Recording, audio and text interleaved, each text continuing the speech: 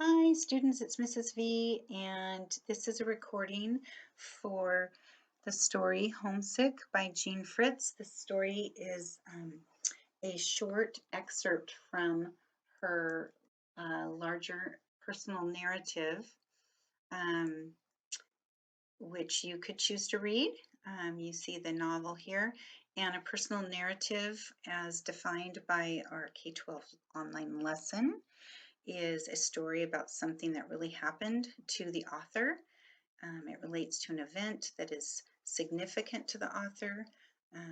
And so this is a true story based on the life of Jean Fritz. She died a couple of years ago at the age of 102.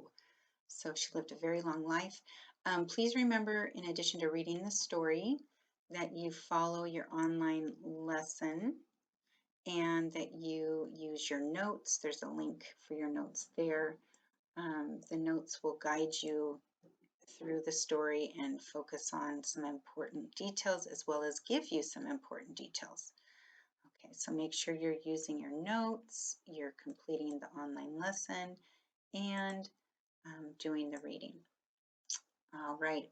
And then before you start reading, just always remember to do a little text overview. And we know that the K-12 Classics for Young Readers provides definitions for some of the words that we're going to find in the story. So the Yangtze River is an important part of the setting in China.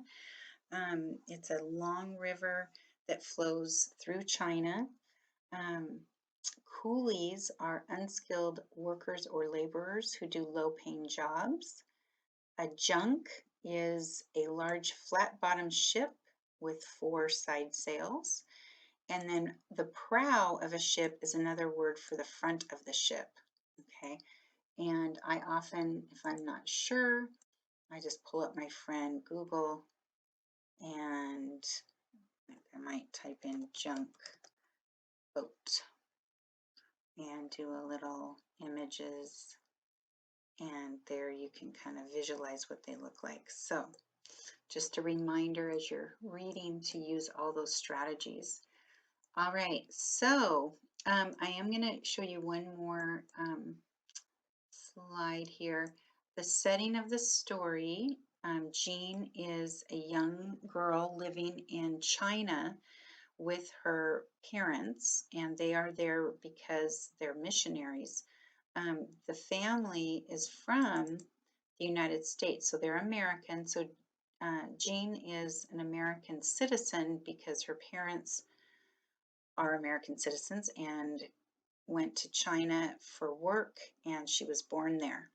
In addition, you're going to hear about some characters who are from other parts of the world, mainly her schoolmates, because she is attending a British school in China. So instead of going to school with young Chinese children, she's in a British school in China with kids whose parents are also in China, probably for work reasons. So Ian Forbes is from Great Britain or England. You're going to hear about him, and there's a Vera is from Russia. So having a map out often helps. Jean's grandmother is back home in the United States, and you'll hear Jean talk about longing to see her grandmother. So with no further ado, here we go. All right, Homesick by Jean Fritz. In my father's study, there was a large globe with all the countries of the world running around it. I could put my finger on the exact spot where I was and had been ever since I was born. And I was on the wrong side of the globe. I was in China, in a city named Hankow, a dot on a crooked line that seemed to break the country right in two. The line was really the Yangtze River, but who would know by looking at a map what the Yangtze River really was?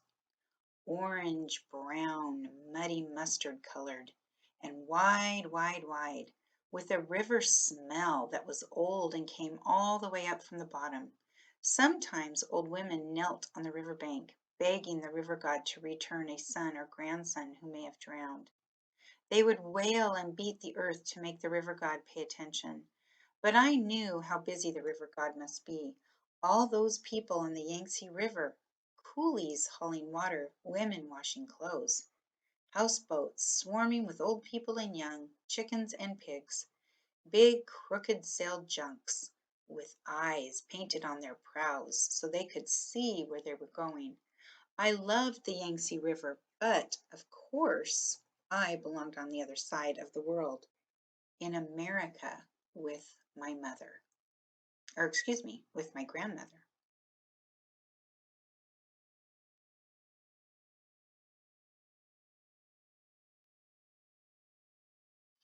25 fluffy little yellow chicks hatched from our eggs today, my grandmother wrote. I wrote my grandmother that I had watched a Chinese magician swallowed 3 yards of fire. The trouble with living on the wrong side of the world was that I didn't feel like a real American. For instance, I could never be president of the United States. I didn't want to be president. I wanted to be a writer. Still, why should there be a law saying that only a person born in the United States could be president? It was if I wouldn't be American enough. Actually, I was American every minute of the day, especially during school hours. I went to a British school, and every morning we sang, God Save the King. Of course, the British children loved singing about their gracious king. Ian Forbes stuck out his chest and sang as if he were saving the king all by himself. Everyone sang, even Gina Boss, who was Italian, and Vera Sebastian, who was so Russian she dressed the way Russian girls did long ago before the revolution when her family had to run away to keep from being killed. But I wasn't Vera Sebastian. I asked my mother to write an excuse so I wouldn't have to sing, but she wouldn't do it. When in Rome, she said, do as the Romans do. What she meant was, don't make trouble, just sing. So for a long time I did. I sang with my fingers crossed, but still I felt like a traitor. One day I thought, if my mother and father were really truly in Rome, they wouldn't do what the Romans did at all.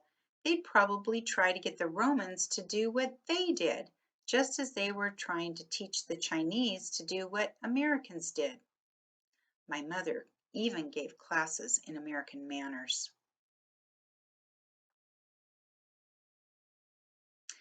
So that day I quit singing. I kept my mouth locked tight against the King of England. Our teacher, Miss Williams, didn't notice at first. She stood in front of the room using a ruler for a baton, striking each syllable so hard it was as if she were making up for the time she had nothing to strike. Miss Williams was pinch-faced and bossy. Sometimes I wondered what had ever made her come to China. Maybe to try and catch a husband, my mother said. A husband, Miss Williams? Make him victorious, the class sang. It was on the strike of Vic that Miss Williams noticed. Her eyes lighted on my mouth, and when we sat down, she pointed her ruler at me. Is there something wrong with your voice today, Jane? She asked. No, Miss Williams. You weren't singing. No, Miss Williams, it is not my national anthem. It is the national anthem we sing here, she snapped. You have always sung. Even Vera sings it. I looked at Vera with the big blue bow tied on top of her head. Usually I felt sorry for her, but not today. At recess, I might even untie that bow, I thought. Just give it a yank. But if I'd been smart, I wouldn't have been looking at Vera. I would have been looking at Ian Forbes, and I would have known that no matter what Miss Williams said, I wasn't through with the King of England. Recess at the British school was nothing I looked forward to. Every day we played a game called Prisoner's Base, which was all running and shouting and shoving and catching. I hated the game, yet everyone played except Vera Sebastian. She sat on the sidelines under her blue bow like someone who had been dropped out of a history book. By recess, I'd forgotten my plans for that bow. While everyone was getting ready for the game, I was, as usual, trying to look as if I didn't care if I was the last one picked for a team or not. I was leaning against the high stone wall that ran around the schoolyard. I was looking up at a white cloud skittering across the sky when all at once someone tramped down hard on my right foot. Ian Forbes, snarling bulldog face, heel grinding down on my toes, head thrust forward the way an animal might before it strikes. You wouldn't sing it, so say it, he ordered. Let me hear you say it. I tried to put my foot away, but he only ground down harder. Say what? I was telling my face, please not to show what my foot felt. God save the king. Say it. Those 4 words. I want to hear you say it. Although Ian Forbes was short, he was solid and tough and built for fighting. What was more, he always won. You only had to look at his bare knees between the top of his socks and his short pants to know that he would win. His knees were square, bony, and unbeatable. So, of course, it was crazy for me to argue with him. Why should I asked. Americans haven't said that since George III. He grabbed my right arm and twisted it behind my back.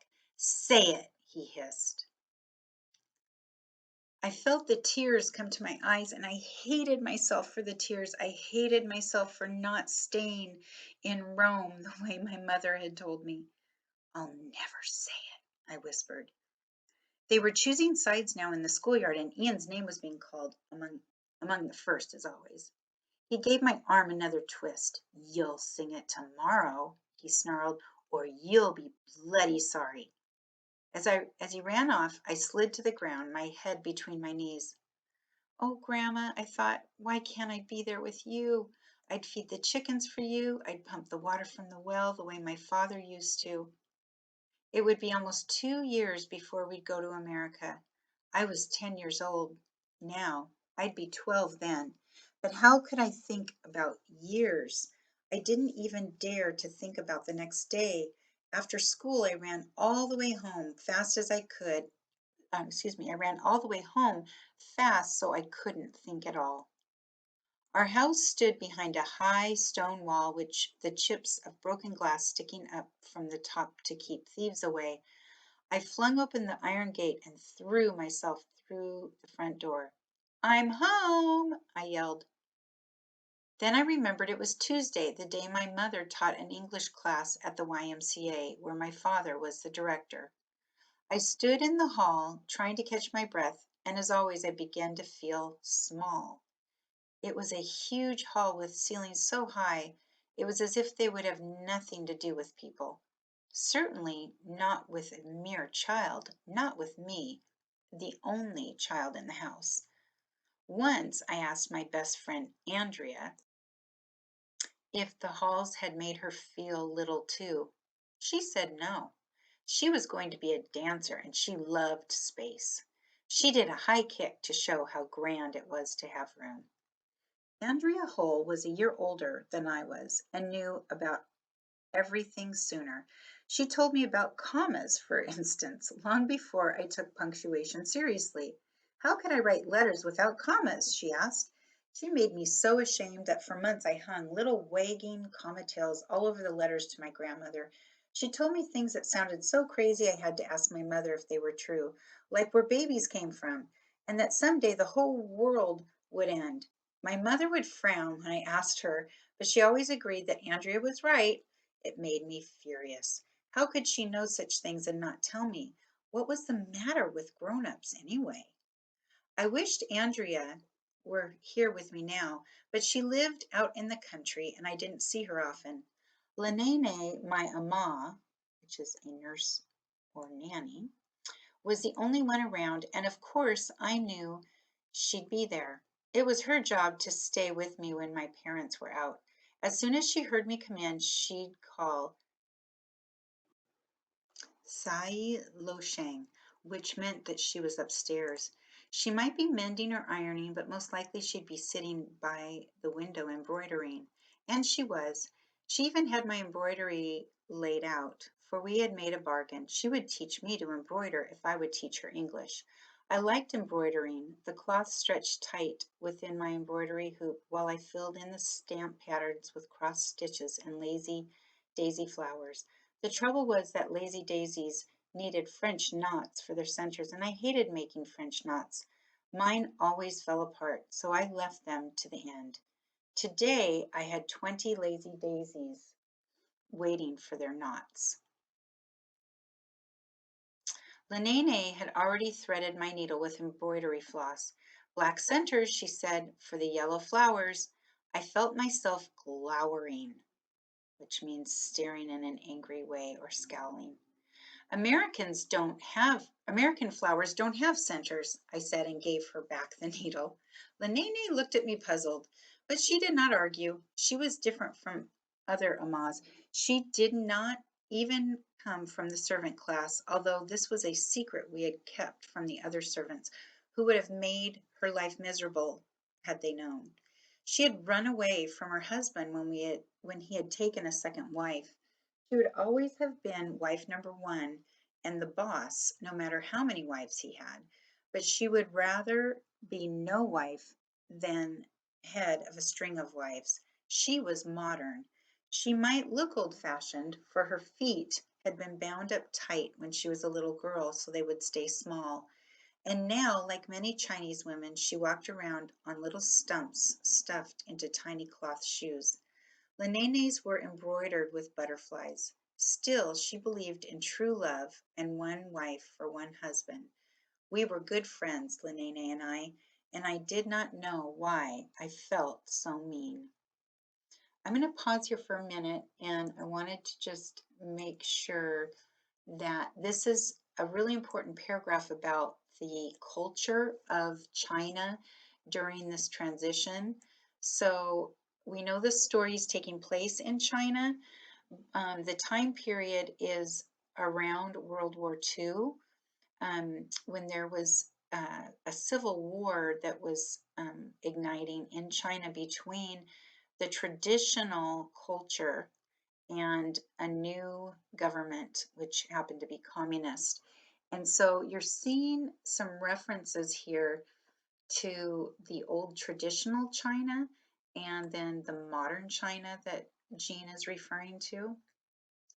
The other thing I think is important is this line here.